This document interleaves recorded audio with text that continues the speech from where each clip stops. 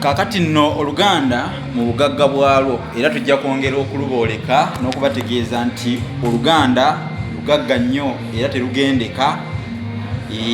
Abalugegengako nti baagala balusaanyeewo bo bennyini tebamanyi nti nno bali mu kusira kiyobyo oba okusiwa ensaano ku mazzi oba n'okuyumunguza ebisiriiza. Gwate bwe kitaba ekyo tugambe tutya Oluganda nandatembeka, Oluganda lugagga.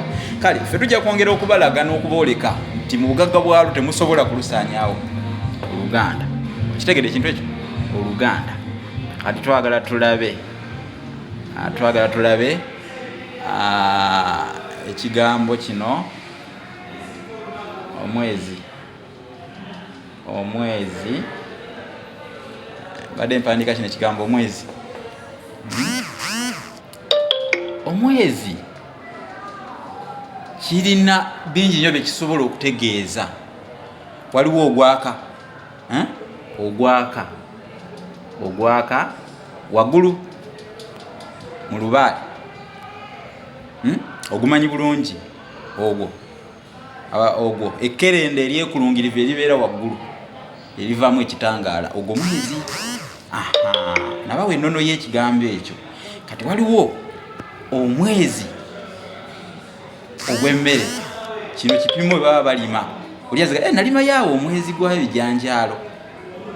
Bajjajjaffe baapimanga ekipimo ng'agamba yalimayo omwezi gwa kasooli, ogwo mwezi. Kati waliwo omwezi ogw'ennaku nabugamba nti ennaku z'omwezi nga omwezi ogwa Gatonnya ogusooka, ogwa Mukutulansanja ogwokubiri, abamu gwe bayita February, Gulansigo ogwokusatu, abamu gwe bayita March. Tulinayo omwezi ogwa Gafumulampawu, abamu gwe bayita April, Muzigo, abamu gwe bayita May, Sebaaseka. Egyo myezi mugimanyi mu Luganda kuba tuludde nga tugisomesa, sijja kuddamu kugyogera, yongerezaako emirala.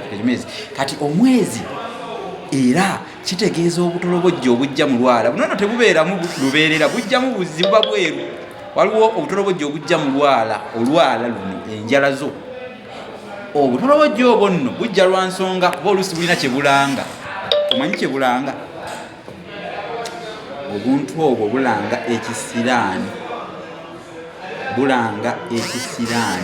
Era bw'obulabanga osabanga nnyo ne buwona oba ne bukuvaako, ne buvaamu mu lwala ne bubulira ddala. Kuba bwe butabula kiraga nti waliwo ebizibu ebikwolekedde mu kaseera ako we bujjidde. Ogwo gwe mwezi n'ebirala bingi.